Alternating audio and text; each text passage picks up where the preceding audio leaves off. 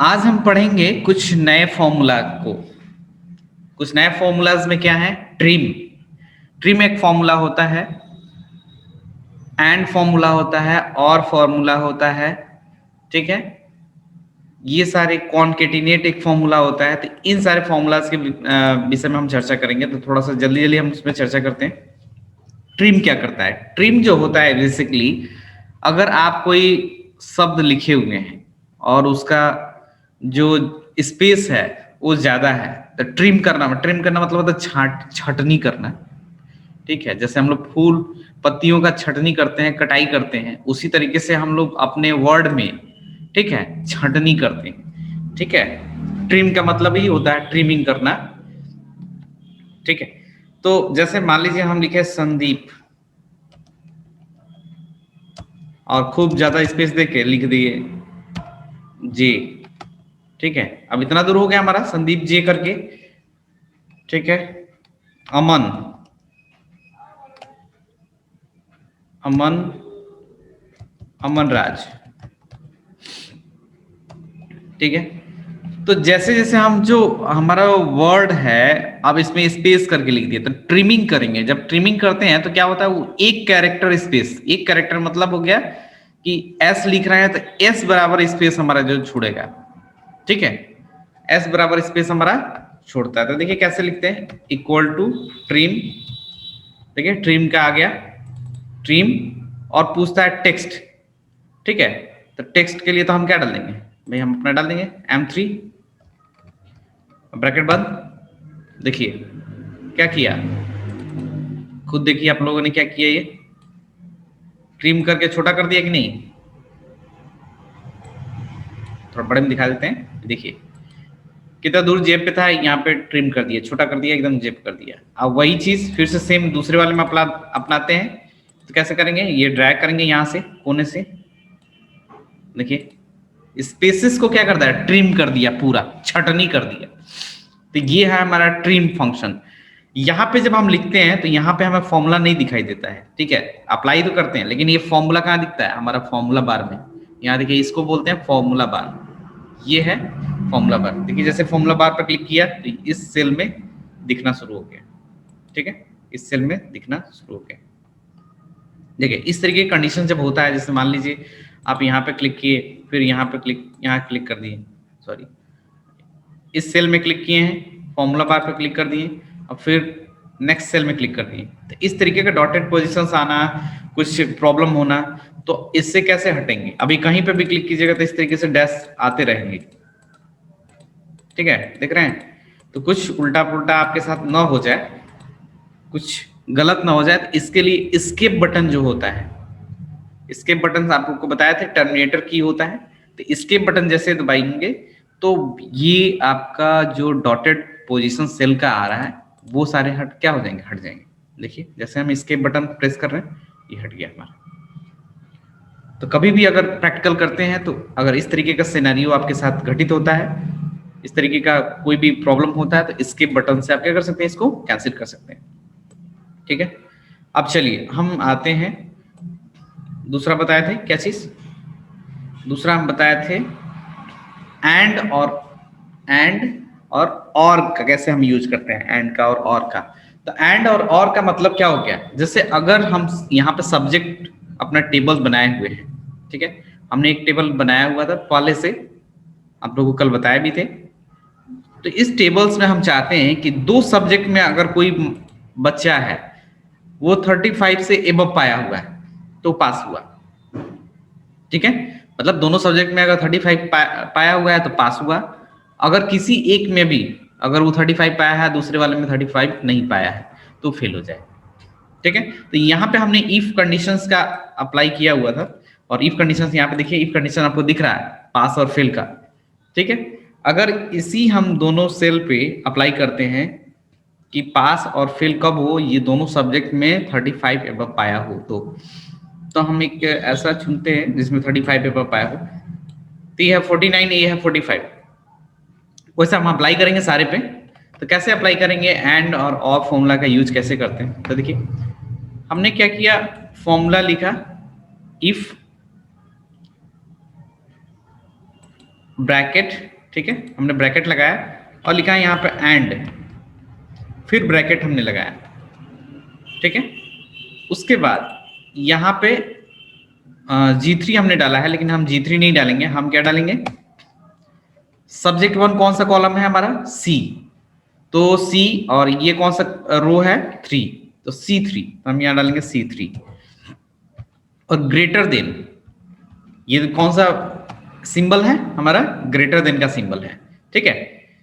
तो ये हमें लॉजिक गेट हम पास कर रहे हैं, लॉजिक हम इसमें सेट कर रहे हैं, C3 कॉमा, ठीक है, कॉमा डाल दिए।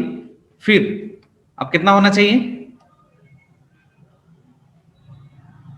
कौन से सब्जेक्ट में होना चाहिए, D। अब या आपका D कॉलम जो है, यहाँ पे जो D कॉलम है, इस जो D कॉलम में हमारा होना चाहिए, तो कॉमा D3 ग्रेटर देन, ये क्या हो गया, C3 की जगह पे यहाँ पे होना चाहिए, ये वैल्यू डालेंगे ना 35 से अबव, और यहाँ पे D3 is greater than 35 comma, और यहाँ पे डबल कॉमा, डबल ब्रैकेट्स। क्यों, क्योंकि एक हमारा ब्रैकेट्स ओपन हुआ है और दूसरा ब्रैकेट यहाँ पे ओपन हुआ है, ये फर्स्ट ब्रैकेट, ये सेकंड ब्रैकेट, तो हमारा दोनों ब्रैकेट्स लास्ट में बंद होना चाहिए। इसको थोड़ा सा हम और बड़ा कर देते हैं कि जिससे आपको पता चलते रहे। कहाँ कहीं प्रॉब्लम हो गया, एक सेकंड देख ले रहे हैं।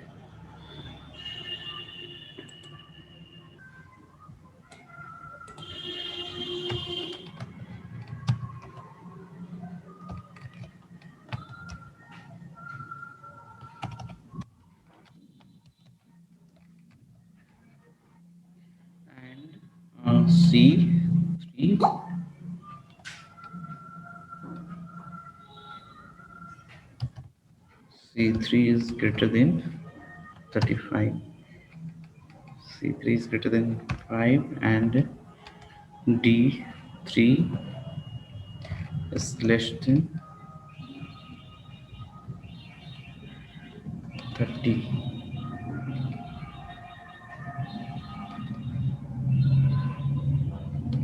ये हो गया ब्रैकेट बंद,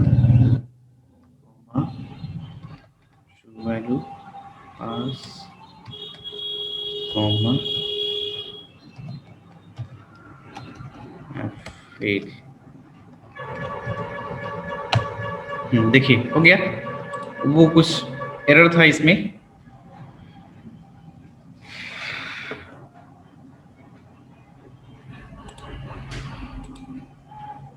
इसको थोड़ा हम बड़ा करते हैं। देखिए आपने क्या अपनाया है, इफ और एंड कंडीशंस लगाए, इफ ब्रैकेट ऑन किया एंड और C3 इज ग्रेटर देन 35, माने C3 में जो वैल्यू है 35 से ऊपर रहे और D3 में जो वैल्यू है हमारा वो लेस देन क्या रहे, 30 आपका जो वैल्यू है।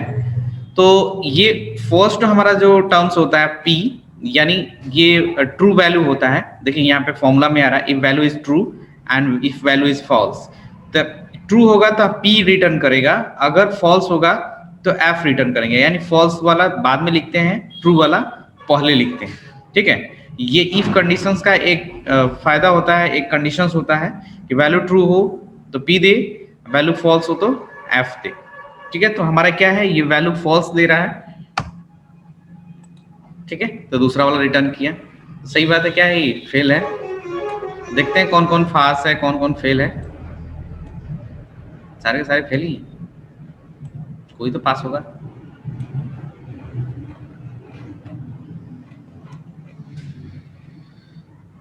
अब कंडीशंस के अनुसार देखते हैं। हाँ, यहाँ कंडीशन जो है हमारा वो क्या है, थोड़ा सा गड़बड़ है।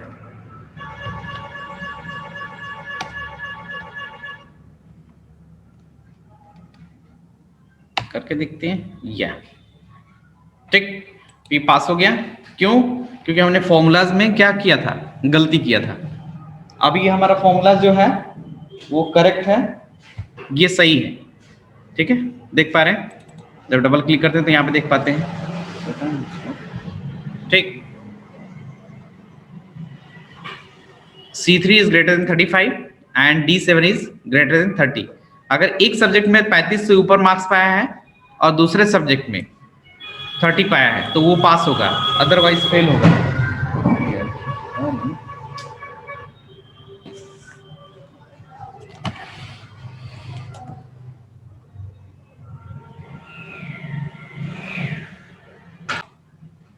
ठीक है, तो इस तरीके से हम क्या कर सकते हैं, इफ कंडीशंस की सहायता से हम क्या कर सकते हैं, पास और फेल, अगर दो सब्जेक्ट का हमको कंपैरिजन करना है तो एंड फंक्शंस की सहायता से हम कर सकते हैं। ठीक है, ये जो एंड फंक्शन है उसकी सहायता से कर सकते हैं। ठीक, तो ये आप देख पा रहे हैं कि एंड फंक्शंस उसी तरीके से और फॉर्मूला था। एंड क्या होता है, दो वैल्यूओं को जोड़ने के लिए होता है, मतलब दो वैल्यू के लिए हम निकालते हैं। लेकिन वही और का जब होता है चर्चा, तो और में क्या, अगर किसी एक विषय में अगर 30 से ऊपर है तो वो पास होगा। ठीक है, तो यहीं पे हम एक और का भी चर्चा कर लेते हैं। और के लिए हम यहाँ पे टोटल से एवरेज इनको हम हटाते हैं, डिलीट करते हैं। ठीक है, और इसको डिलीट करते हैं। देखिए यहाँ पे हमने एंड का यूज किया, यहाँ पे एंड,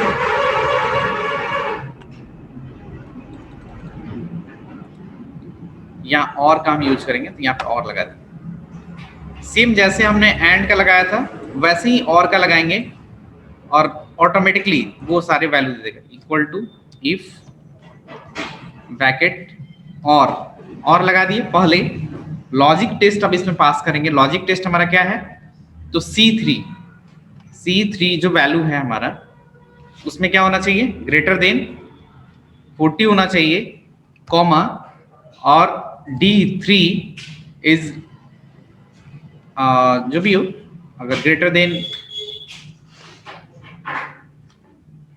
20 हो या जो भी इस तरीके के लगा लीजिए।